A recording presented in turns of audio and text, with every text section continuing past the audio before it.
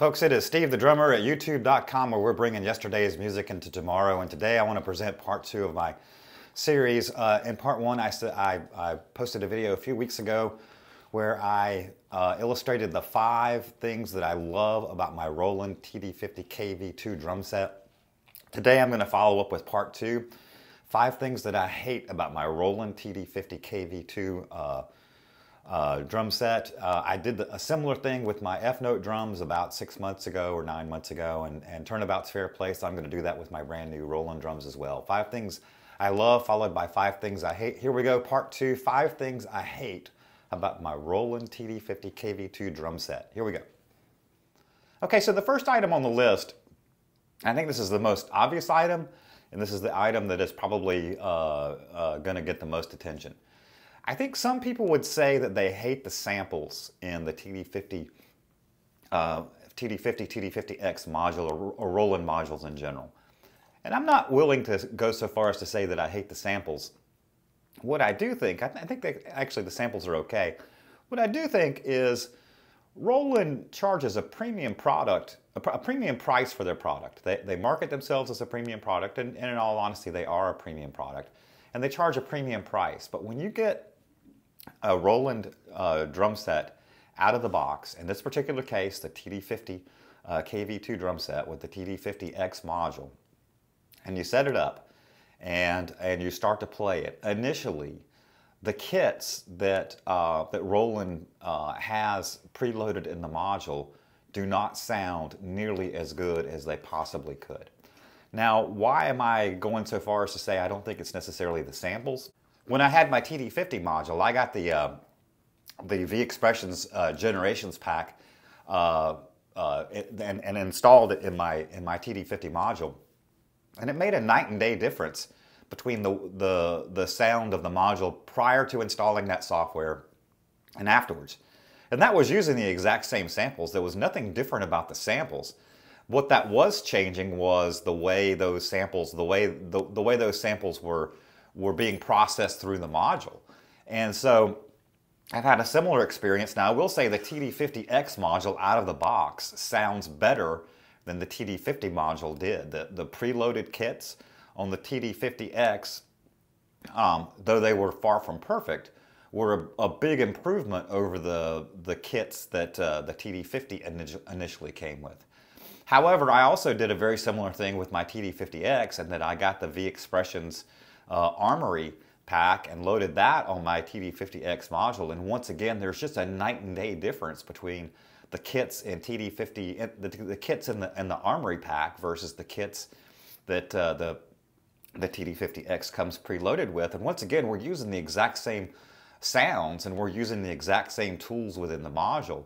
However, what Alan Miller at V Expressions has been able to do with those samples is just, it's astonishing. It's a night and day difference when you listen to the two side by side.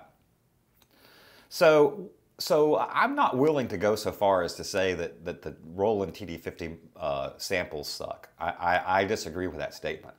What I will say is when you buy a premium drum set that costs $5,000, $6,000, $7,000, $8,000, $9,000, and you set it up out of the box, you would expect it to sound pretty good. And that's just not the case with Roland drums. They have to be, you either have to buy software from a third-party manufacturer that adjusts those samples, or you have to be in the know on exactly how to tweak those samples to make them sound better. And I don't think that's necessarily Roland putting their best foot forward. I think that when you invest that kind of money on something, it should sound good out of the box. You could make similar arguments about high-end acoustic drums, and you could say, well, when you get acoustic drums out of the box, depending on your head selection and how you tune them, they're either going to sound good or they're not. You can make similar arguments, but I think it's a much shallower curve to learn how to tune an electronic drum set than it is to learn how to program a Roland module. So that's my issue number 1, is the presets out of the box. Leading into issue number 2, and I think that you're going to find that issue number 1 was a big deal, and issues number 2, 3, 4, and 5 maybe be a little bit kind of nitpicky. And actually, you know, along those lines, the nitpicky part. So my issue number two, when I did the part one to this video, the 5 things that I love, I spent a lot of time talking about the rack and how much I really like the rack, and all that. Everything that I said in that video is true. I really do love the rack. I think that it's a great piece that goes with this drum set. And this, I think it's, I don't even know the manufacturer numbers. I'll try to put that on the screen. I'm not going to try to sit here and remember that, but it's a great rack. However, this is a big however. It is a bear to assemble. And I actually put it together 2 or 3 times before I got it right. And I had it in my head, and there's basically 2 long bars and 1 short bar in the rack, and I had it in my head that the bar that went in the middle had to be a long bar. And so I started off wrong by not putting the right pieces in the right places. And so when I would get it all assembled, as I said in an earlier video, the cable management, the cables run through the rack, which is a great feature. However, if you don't assemble it correctly, then the right cables don't come out in the right places. You know, as I said before, when it comes to cable management, you know, all the cables start at the part where the module is, and then when you get to the left post, that's where you like your crash one and your tom one and your cables that would be on that side of the kit come out, and then when you get to your right post, then other cables that would be more appropriate, you know, your rack tom number 2 and crash number 2 and other toms and other things that would be on that side of the kit come out on that side, and that's a great thing for cable management. However, I would say that if you do get this drum set, that you need to take some time looking at the directions and maybe even looking at a video on how to put this thing together. Now I'll say too, I'm not the sharpest tool in the shed, and so for me to put something together is really, I can set up and tear down drums pretty quickly because I do it all the time. But as far as like building something or whatever, I mean, changing a light bulb is literally the edge of my technical capabilities around the house. So this rack, though it's a great rack, it is a bear to build. And if you don't build it correctly, it's not going to turn out right. So that's my issue number 2, is the rack is difficult to assemble, somewhat difficult to assemble. Issue number 3 also pertains to the rack, and I will say this.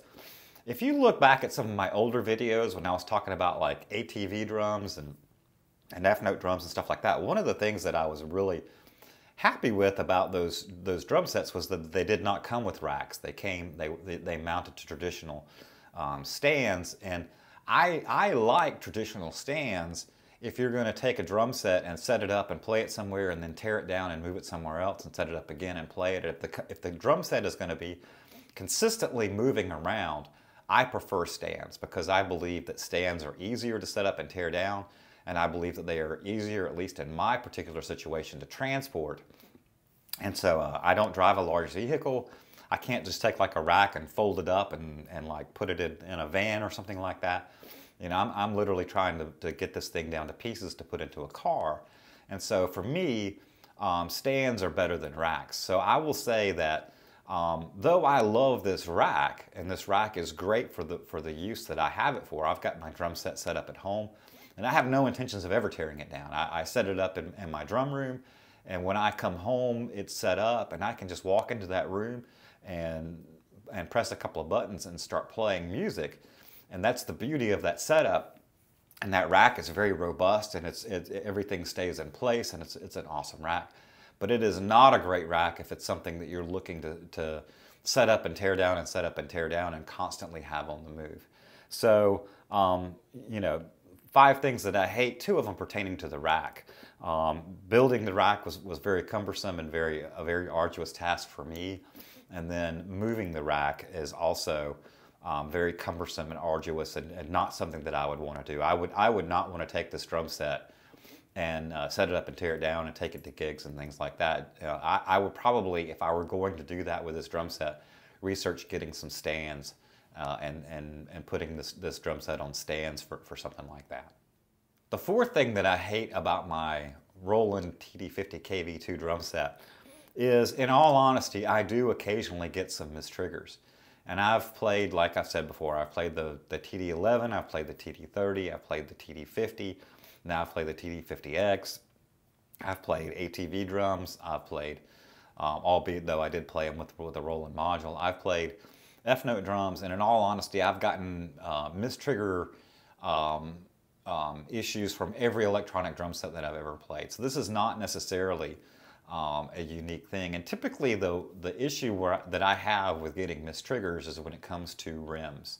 And so one of the beauties of the Roland drums is it's so easy to just put additional samples on the rims of the drums.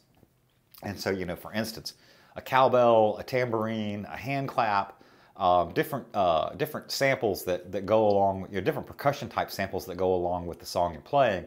Very easy to put them on the rims, and then that really adds to your performance of being able to use those samples and use those in addition to you're playing the drums on the kit.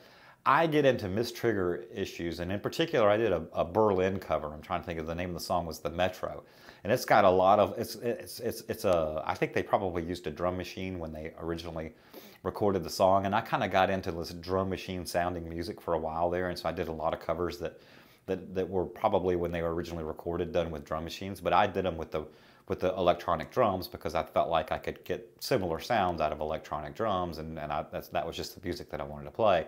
And so I had, in particular in that song, I had different hand claps on different rims for different parts of the song, and I had a ton of mistriggers when I was trying to do that cover, and actually the version of it that I ended up settling on and posting still had a handful of mistriggers in it. I could never get a take that had no mistriggers in it whatsoever. So that's a frustration, I would say. Definitely something that I hate. I mean, it's an expensive drum set. You would expect that everything would trigger accurately. However, I'm no technician, and I could certainly see where, you know, I've had issues, and I'm sure other people have had issues as well. The last thing that I hate about my Roland TD50KV2 drum set, honestly, this probably is an obvious one from the outside looking in, and it's the price. And so, you know, I've heard different people debate different aspects of e-drum pricing and why are certain things so expensive, and why do companies charge what they charge for their products. And I've heard the argument, I mean, we're talking about mesh and wood and piezo triggers, or whatever, however you say that word, and rubber and plastic, and this stuff really shouldn't be that expensive. And while fundamentally I agree with that aspect, when Roland goes to market with a product and when they price something, I don't think that's what they're looking at. I don't think they're looking at their cost of goods and saying it costs us, let's just say for the sake of round numbers, $2,000 to make it, so we're going to sell it for $2,500 and make a $500 profit. I don't think that's what they're looking at all. I think when they manufacture a product, what they're looking at is they're trying to look at comparables in the market. They're trying to look at comparables on the acoustic side, largely, and maybe to some degree the electronic side as well. But if you buy acoustic drums, you can buy inexpensive acoustic drums in the $500, $600, $700 range, or you can buy mid-level acoustic drums in the $1,500 to $2,000 range, or you can buy really expensive acoustic drums in the $3,000, $4,000, $5,000, $6,000 range. And it goes on from there, and that's typically just a shell pack that has the bass drum and the toms, and you typically would buy a separate snare drum, and in this particular case you'd probably buy a really high-end snare drum, which would probably be about another $700 or $800, and you would probably buy really expensive cymbals to go with that. And so, you know, that buying a really nice acoustic drum set, the cost certainly adds up pretty quickly as well. And I think that when Roland prices their products, they don't look at their cost of goods and necessarily, or that's not necessarily their guiding principle on how they're going to price something. I think that they're looking at comparables primarily in the acoustic market, but then additionally to some degree in the electronic world as well. They're not trying to figure out how cheaply can we sell this drum set to the consumer. They're trying to figure out how much can we sell this for. And I don't blame them. They're running a business, and they're running a business to be profitable. That being said, as the consumer and as the person on the other end of that equation that is buying the product, that's a little bit frustrating. I do think that their products are expensive, and that's one of the things that I hate about buying Roland products, and one of the reasons that I've bought some ATV gear and some F-note gear in the past is to try to get around that price. At the end of the day, Roland stuff is expensive. It also generally works pretty well. You know, hence the fact that I've bought it and sold it and turned around and bought it again. Their stuff just works. So that's it. That's my 5 reasons. Just to sum it up here, here's a quick recap. So the 5 things that I hate about my Roland TD50KV2 drum set. Number 1 is the samples, or not the samples, but the kits out of the box do not sound as good and as polished as they could. Number 5 was the price, and I think those 2 things kind of go hand in hand. You're charging a premium price for a product, and it doesn't sound that great out of the box. And then the other 2 or 3 things, 2 things with the rack. Building the rack is obviously pretty cumbersome and pretty arduous, and then also moving the rack is a big thing. It's a kind of a big deal. And then last but not least is the occasional mistrigger, especially when you're doing things on the rims. So that's it. That's my video. 5 things that I hate about my Roland TD50KV2 drum set. I hope that you'll go back and watch the 5 things that I love, because I really do. Overall, I do love this drum set. And having purchased many drum sets over the years, both acoustic and electric alike, this is definitely one of my favorite drum sets, and I'm very glad to have it. However, with anything, there's things that you love about it and things that you hate about it. These are the 5 things that I hate. Tell me what you dislike, and I hope you guys have a great day. Thanks for stopping by.